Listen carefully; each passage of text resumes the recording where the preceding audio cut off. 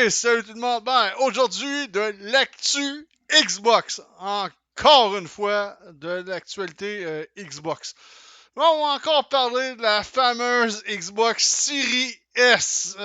J'en avais déjà parlé auparavant pour certains jeux comme Baldur's Gate, le Baldur's Gate version pour jouer en split screen sur la Xbox Series S, ça laguait. Même chose pour Starfield, ça va représenter un énorme défi pour faire jouer Starfield de façon décente sur la Xbox Series S. Fait qu'on en reparle encore. À l'heure où Microsoft est au centre de l'actualité vidéoludique avec le rachat d'Activision Blizzard, les consoles Xbox font parler d'elles par l'intermédiaire des développeurs. Les développeurs se plaignent beaucoup de la Series S. Depuis l'annonce des deux modèles de Xbox Series, il est souvent question des performances de la Series S, logiquement moins puissante que sa grande sœur. Cela étant dit, son prix inférieur à, c'est en euros, 300 euros, cette machine offre une véritable alternative à certains joueurs ne pouvant pas se permettre de débourser plus de 500 euros pour une Xbox Series X ou qui ne jure que par le dématérialisé. En tout cas, les jeux numériques si vous préférez. Une bonne chose pour la communauté, donc pas forcément pour les développeurs. Et oui, les développeurs ils se plaignent beaucoup de la Xbox Series S, le manque de puissance, entre autres. Lors d'une interview accordée à nos confrères Gaming Bolt, Kai Tunvinen, responsable marketing du studio Frozen Byte, Trine 5 Clockwork Conspiracy. Ben oui, c'est le prochain Trine qui s'en vient. J'adore cette série-là, honnêtement, de jeu. A juste évoqué la possibilité offerte par la Xbox Series S. Selon lui, il s'agit certainement d'une bonne option pour les joueurs, mais cela peut potentiellement devenir un problème pour les créateurs. Eh oui.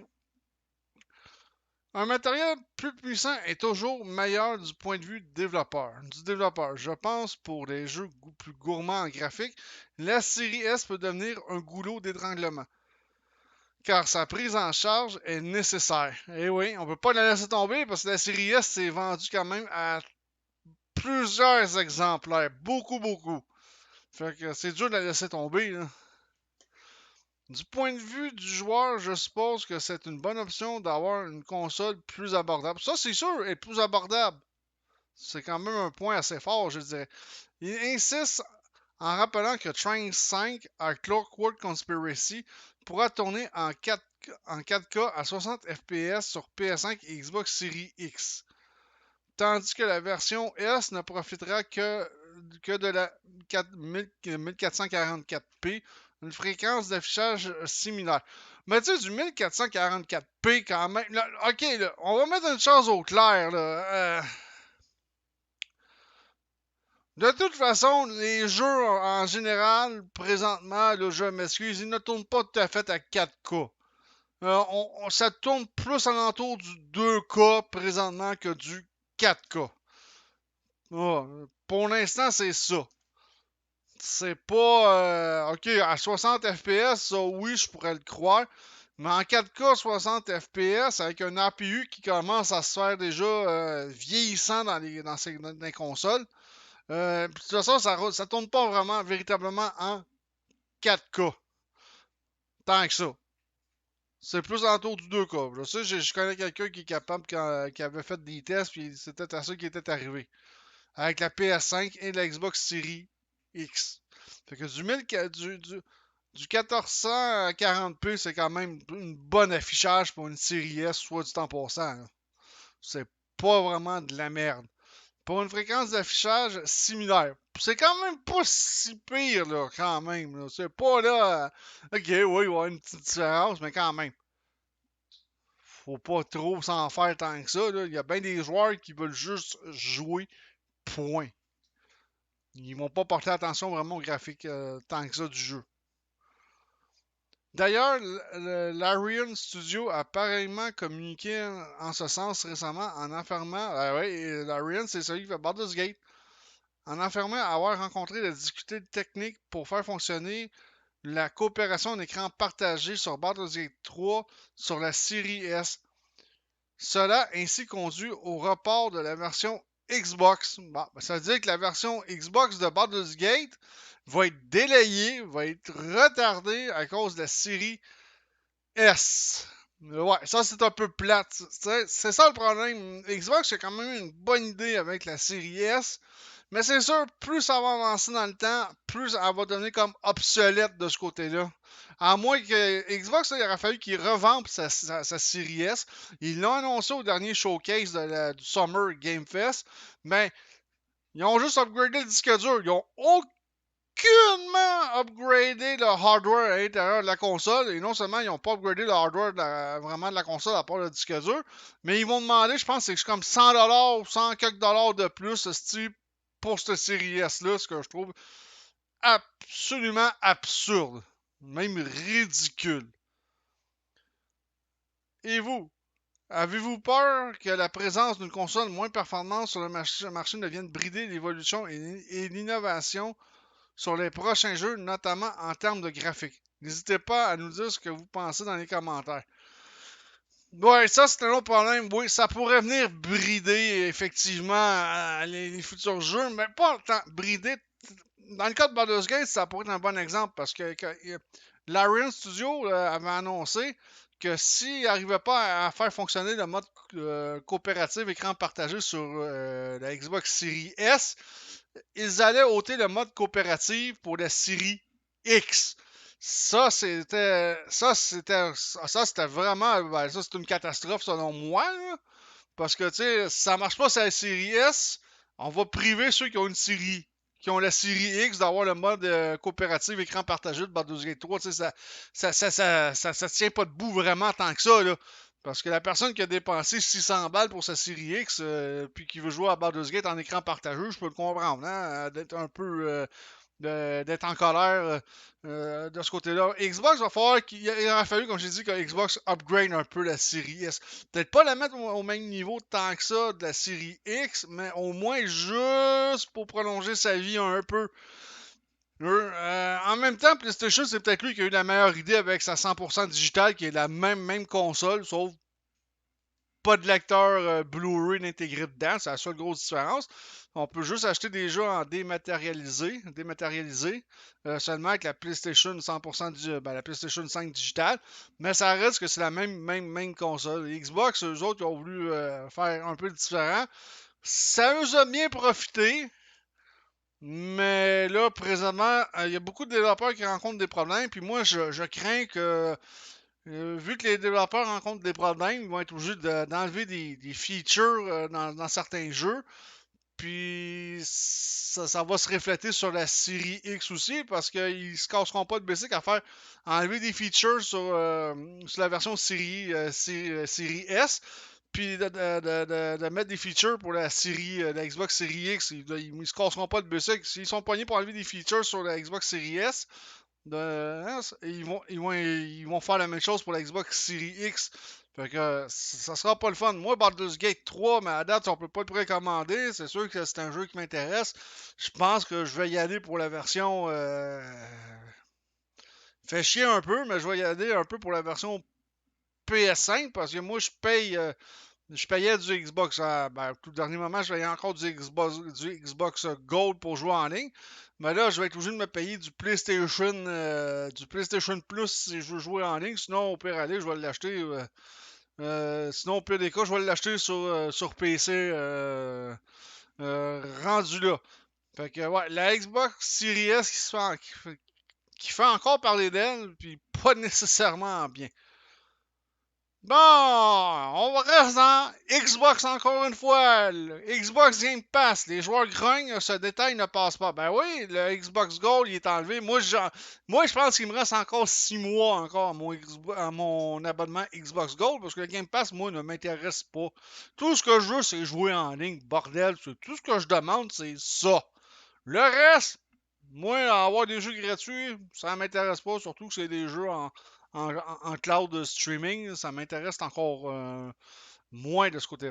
Le, Le Xbox Game Pass Core va bientôt remplacer l'abonnement Gold. Un changement qui énerve une partie des joueurs de la communauté Xbox à cause d'un point précis. Ah, on va aller voir ça, c'est un point précis-là ensemble. J'ai bien hâte de voir. Que de changements pour le Xbox Game Pass. En ce moment, en mars dernier, Microsoft créait la controverse en mettant fin à l'offre qui permettait de s'abonner au Game Pass Ultimate et au PC Game Pass pour 1€ seulement. Bon, je ne me suis jamais abonné à ça. Alors, lors de son premier mois de souscription. Quelques semaines plus tard, nous apprenions l'augmentation du prix de la Xbox Series, mais également des abonnements au XGP, Xbox Game Pass. Oups. Même si Microsoft n'est pas revenu sur ce tarif plus élevé, la firme de Redmond a décidé de réintégrer sans crier gare une offre à 1€ particulièrement avantageuse pour les joueurs en ce mois de juillet. La firme américaine avait encore un tour dans son sac car elle a dévoilé une nouvelle formule d'abonnement pour son service phare nommé Xbox Game Pass Core. Malheureusement, l'abonnement censé de remplacer le Xbox Live Gold dès le 14 septembre fait déjà polémique. Ben ouais, c'est sûr, hein? Bon. On va aller voir ça. Les joueurs en colère après l'annonce du Xbox Game Pass Core. Bon, le Xbox Game Pass Core apparaît comme une évolution du Xbox Live Gold, un service qui permettrait de jouer en ligne, de profiter de réductions exclusives sur des titres du Microsoft Store et de récupérer des jeux gratuits tous les mois pour un tarif de 6,99€. En s'abonnant à cette nouvelle formule disponible au même prix, vous pourrez toujours profiter de ces avantages, sauf des jeux offerts mensuellement à la place. À la place, vous aurez accès à un catalogue de plus de 25 titres Xbox Game Studio sur Xbox Series et Xbox One, comme le faisait Sony sur PS5 avec la défunte PlayStation Plus Collection. La firme américaine précise que de nouveaux titres seront ajoutés 2 à 3 fois par an. Ouh! Ils sont généreux quand même, hein? On paye pas cher, mais on en a pour pas cher, hein, quand même. Ça donne quoi c'est un Game Pass cheap, ça, là. Vu comme ça, difficile de voir où le bas blesse pour les joueurs. Bah.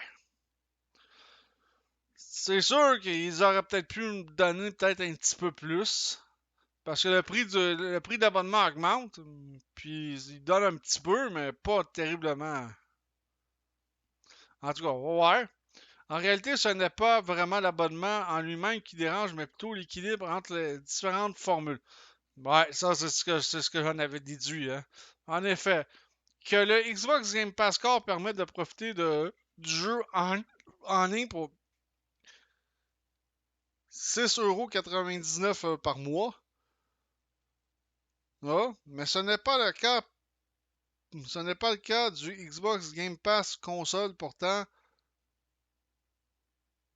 4€ plus cher. OK. Certes, les abonnés à cette formule ont accès à une centaine de jeux. Une centaine de jeux, contrairement aux futurs abonnés Core. Mais payer plus cher sans pouvoir jouer en ligne, ce n'est pas du goût de certains joueurs qui expriment leur mécontentement sur Reddit et les réseaux sociaux. Bon, OK.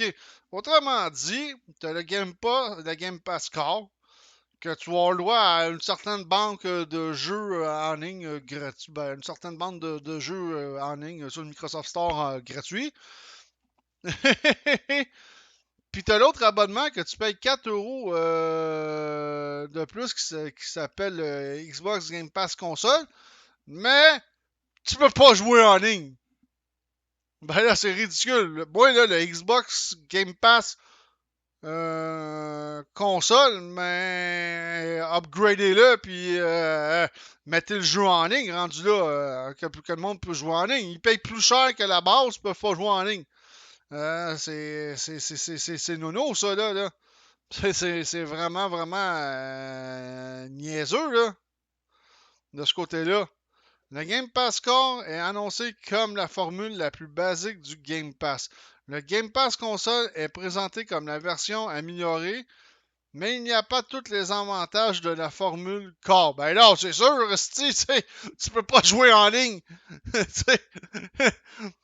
T'as accès à des jeux de la librairie du Game Pass, mais tu peux pas jouer en ligne avec tes amis. C'est vraiment ridicule. Regarde, on va regarder ici. Bon, le corps. Multijoueur. Un catalogue de plus de 25 jeux exceptionnels. Ouais, ça. Offre et remise pour les abonnés. Ouais, ok. La version console. Des centaines de jeux, blablabla. De nouveaux jeux disponibles dès le jour de la sortie.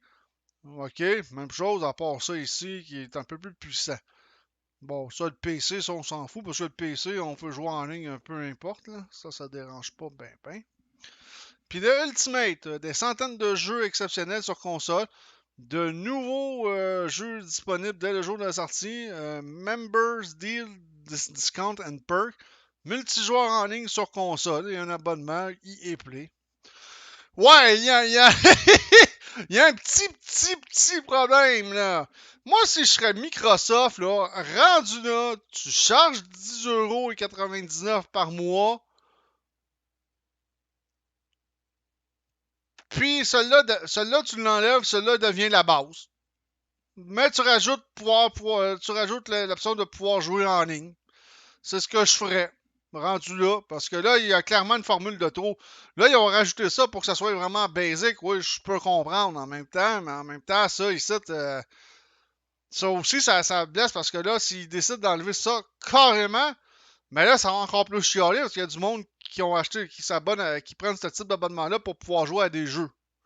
Eux, sur le Game Pass. Là, c'est le problème, c'est ça. Ouais, effectivement, il y a un gros problème. Moi, j'enlèverais ça ici.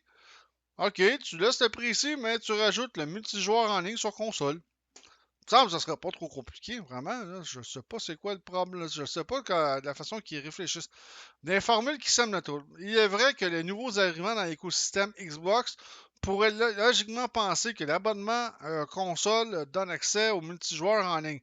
Étant donné que la formule inférieure est moins chère, le fait, mais ce n'est pas le cas.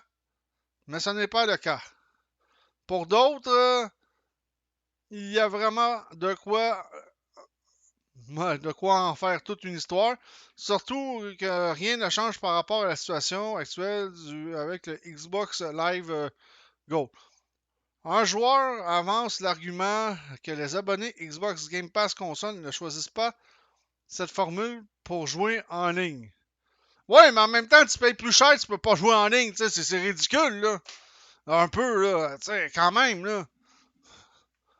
Hey, c'est ridicule.